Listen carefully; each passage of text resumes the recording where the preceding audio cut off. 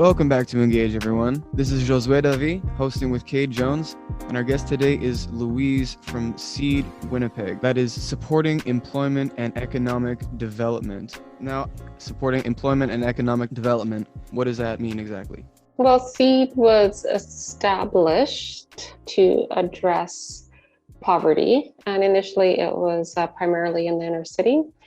But it's expanded through since then, and it's using an economic development approach that builds on the strengths and capacities that exist within communities with a real focus on financial empowerment. So supporting community members or groups or aspiring business owners to become more financially stable and financially self-sustaining. Very cool. We're super excited to have you on and learn more about SEED, and definitely, just learn how you guys are engaging with the community. We are excited to have this episode. My question would be, what are some of the programs and initiatives that you guys are hosting over at SEED? Yeah, well, we have a whole range of programs. Initially, we started with business development programs, and since then it expanded in response to feedback from the community and what we saw as things that could really help in terms of people being able to move their lives forward. Yeah, so we continued to work with entrepreneurs. So these are people living on a low income that essentially want to become self-employed. They want to create a job for themselves, perhaps for other people. So we work with small scale, what we call micro businesses, but we also work with co-ops, social enterprises, worker co-ops, nonprofits that want to set up social enterprises. We actually were involved in setting up our own social enterprise in partnership with the University of Winnipeg Community Renewal Corporation. So we co-own the diversity food services at the university. So that's one set of programs. We also have what we call our asset building programs. And through that, we offer money management training. We also offer what we call match savings programs. So people are able to save for different assets, and the money that they save is matched so that they can invest in those assets. And so it's everything from something as basic as household furniture like a bed to people wanting to save for computers, for school, or for employment, to people saving for their education. So we've had students attending the University of Manitoba, University of Winnipeg, Red River, save for their courses that way, including people saving for home ownership as well. And so that's a whole range of programs. We support people in accessing identification, basic ID, like birth certificates, so that they can get access to government services or employment or invest in an RESP. And we also have a program called Access to Benefits, where we support people to be able to access government benefits and entitlements. And all of this work is done in partnership with other community organizations. And so in the course of a year, we partner with over 100 community organizations to deliver these services. Last year, through our Access to Benefits program, in conjunction with our community partners, community members were able to access over $16 million in tax refunds and benefits, as an example. And then the last program is our Recognition Counts program, and that's for skilled immigrants. And we've all heard of sort of the taxi driver who's a doctor in his home country and is unable to get credentials recognized here, or nurses is another big one that's really needed here, where people aren't able to work here because their credentials aren't recognized. So we have a loan program, a microloan program, where immigrants can access $10,000 or up to $15,000 to be able to get back into their professions. Wow, that's honestly really incredible. That's amazing to hear. How did you become involved? What was the background and history with that like? Yeah, well, I've always been really passionate about opportunity for people who, because of structural systemic reasons, don't have access to that opportunity. And it's very personal for me because I grew up as a refugee. And during those years, there were many opportunities that were closed off to me. And so realized that there's so many people in every different country, including Canada, who not for lack of trying or for skills or for dreams, are unable to actually live up to their potential. And so I really wanted to be part of creating and building those opportunities for other people, because I feel really lucky that eventually those opportunities opened up for me. And so I was really very happy when I saw when I first moved to Winnipeg and realized that SEED existed, and I thought, yeah, that's an organization I want to work for. It took a couple of tries. The first time I applied, I wasn't selected, but eventually I was able to get a job at SEED. And so this was way back, I think, in 1998. So I have been involved with SEED for the most part since then. There's a bit of a break where I did independent consulting work, but I did come back and started working for SEED again, because I feel really good about the organization and the people that I work with and the way that the community has responded to what it is that we're offering. Very cool. That's very, very awesome to hear. It sounds like you have a really good grip on the programs and the things that they're offering. And it's exciting to hear that comes from like personal experience and of you, really enjoying what the organization has done. What would be the easiest way for people to access the programs and initiatives at SEED? Where can people go?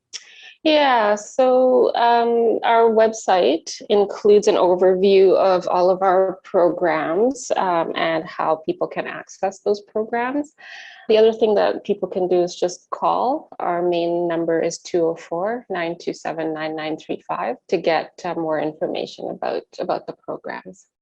Cool. It sounds great. And what would the website be called? Okay, so the address for the website is SEED.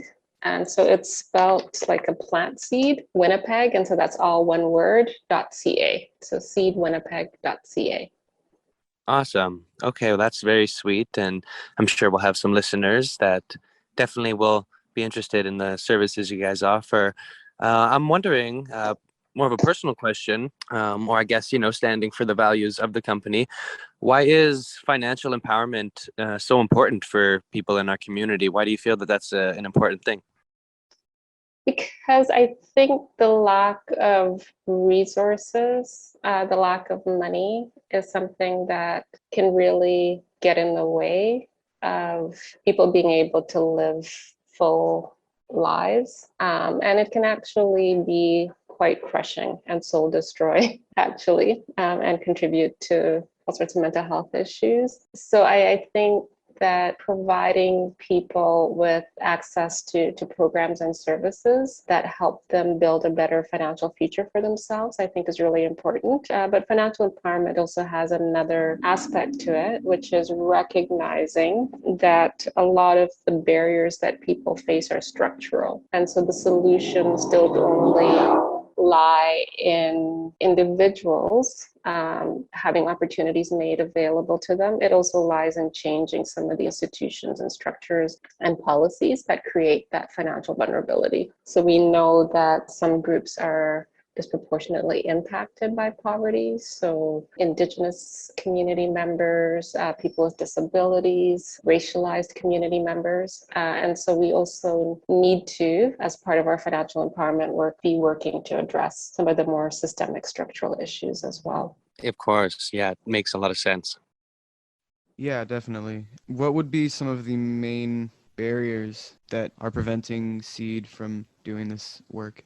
Yeah, so there's a whole range of barriers. So one of the things that was surprising to me was realizing how many people lacked basic identification. And so if you just think about the number of times when you're accessing different essential services, you get asked for your ID, and what would happen to you if you didn't have that? And so right now we have kids that are not able to go to school because they don't have birth certificates. We have people that can't access healthcare because they don't have a health card. So really basic things, not being able to open a bank account, not being able to get a job because you need a social insurance number. It's almost like you don't exist as a person. And so providing access to ID through organizations like SEED is important, but also working with the province to really look at, for the longest time, there's been like huge delays and people being able to access birth certificates over 8 months. And so we recently had a meeting with the Assistant Deputy Minister that's in charge of that area, and they are doing some really proactive things to address that. And we do want to stay in communication with them and to talk about what it is community members need. So for example, with the pandemic, a lot of services have moved to online or over the phone. And there's lots and lots of people in our community that don't have access to that technology or regular access to that. And so they're shut out of all sorts of essential services. One of the discussions that we had was, what are you doing in terms of providing in-person services? And we've been talking to other essential government services around that same issue. So that's a key structural barrier. But there's also others as well. So there's discrimination when it comes to employment, the credentials recognition program. So providing the loans, that's really, really helpful. But we also need to make sure that the credentials recognition system for immigrants is fair and that people who have the skills are able to apply those skills in Canada. And it's a win-win for everybody because we're desperately in need of those skills, particularly in the medical area right now. Yeah, so there's no shortage of issues when it comes to Indigenous rights. There are the issues that were outlined in the truth in the TRC report and calls to action. And so we are also actively engaged in advocating with government to actually follow through on those calls to action. So we hold a monthly anti-racism letter writing sessions and focusing on different issues. A key piece is on Indigenous rights. And so our next letter writing, which is on October 13th, one of the things that we'll be asking the federal government to do is to follow through and to obey the order by the Human Rights Tribunal, ordering them to pay compensation to First Nations children that have been harmed by the child welfare system. And they've been challenging those orders in court, and we want them to stop doing that and just to pay what they have been told to pay. That's incredible. That's really incredible work. I have personal experience with how difficult it can be to get, identification cards and things like that. And you're so right, with just accessing basic services, basic needs for people. It sounds like really incredible work that you guys are doing down there. You spoke a little. Yeah, go ahead. Sorry. Yeah, I was going to say that I just wanted to give, I don't want it to leave the impression that I'm the one who's doing this work. The frontline staff are really quite, I can't say enough about how they approach this work. They talk about walking alongside people, making sure that community members are always in the driver's seat and directing what needs to be done. And when it comes to the ID issue, it definitely connects to the whole history of colonization in Canada and the ongoing impacts. 75% of the people that access that program are of Indigenous descent. And it's absolutely connected to residential schools, to the 60s scoop, to all of those policies that were put in place. Definitely. Yeah.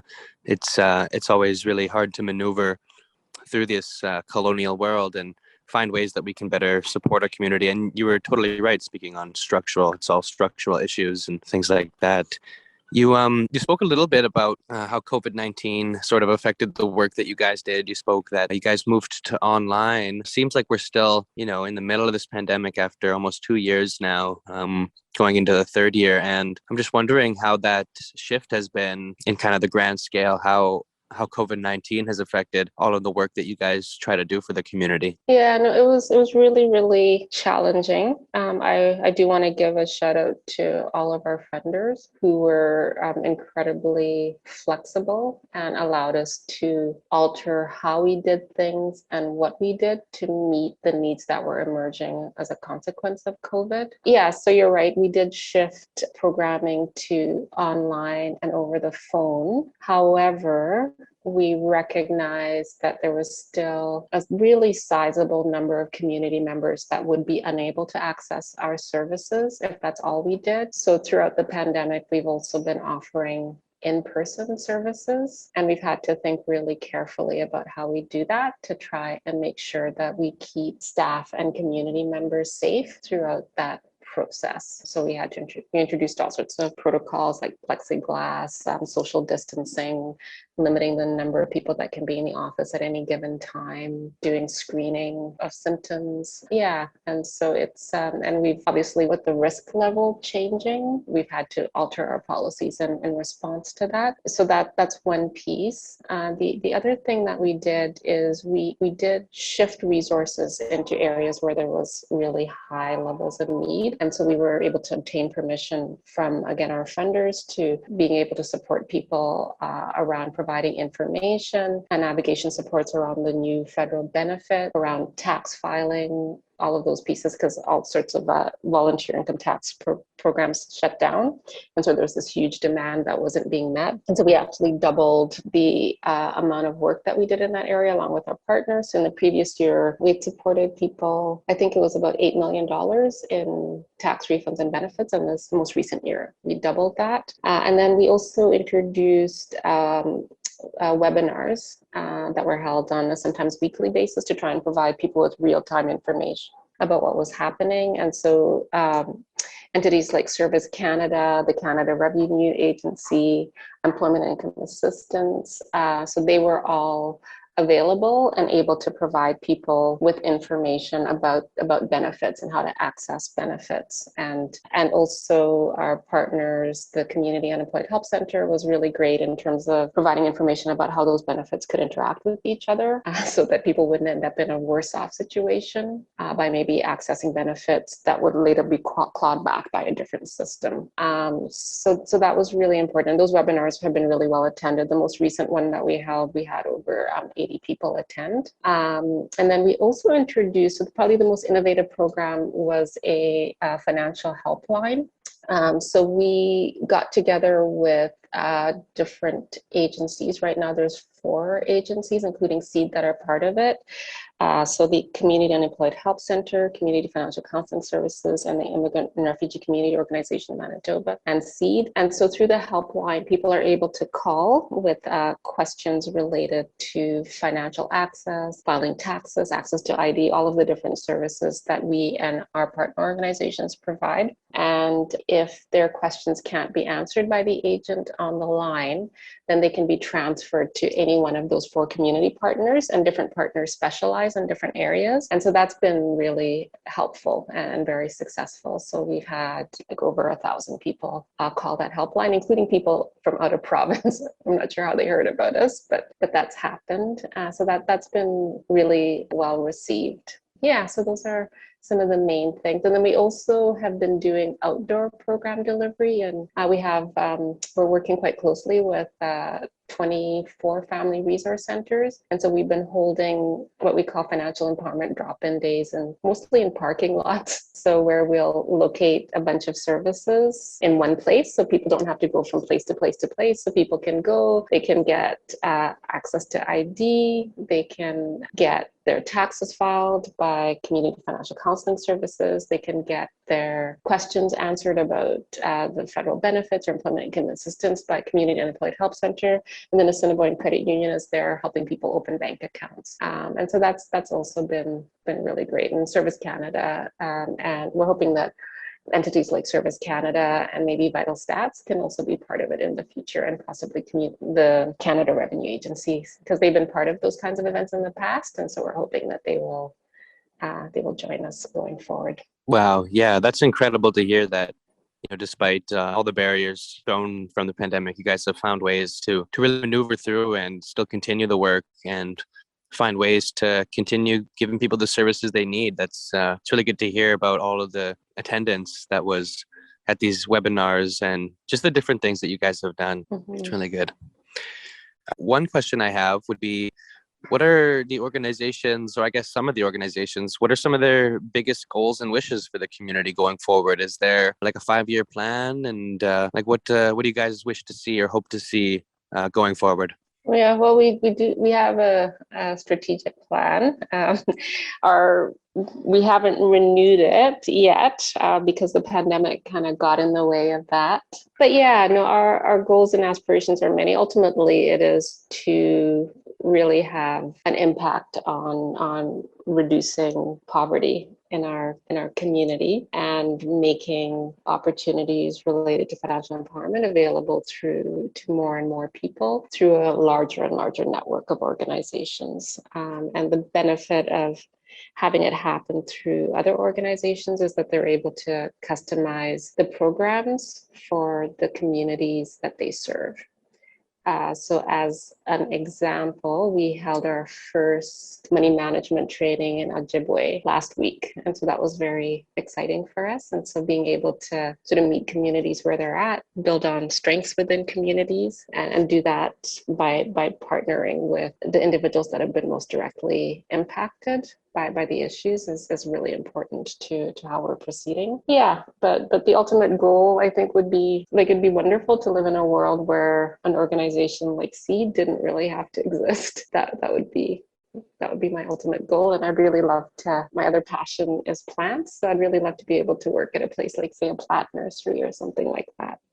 That's awesome. I did want to clarify before we wrap up, just for anyone listening, what some of the best ways they could support SEED might be, whether it be through donation, volunteer work, what sort of the best way to go about supporting y'all would be.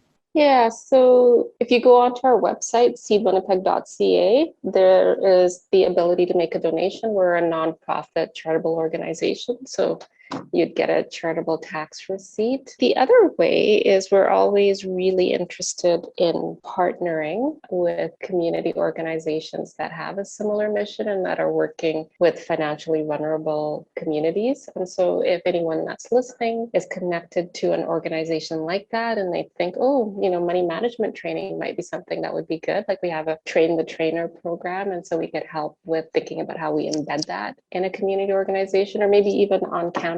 So we've worked with different educational institutions. Yeah, so we're really open and happy to engage in those kinds of partnerships. And then the last thing that I would ask people to do is, if you know someone who might be able to use some of the services and supports that we offer, by all means, tell them. The main way that people find out about what we do is through word of mouth.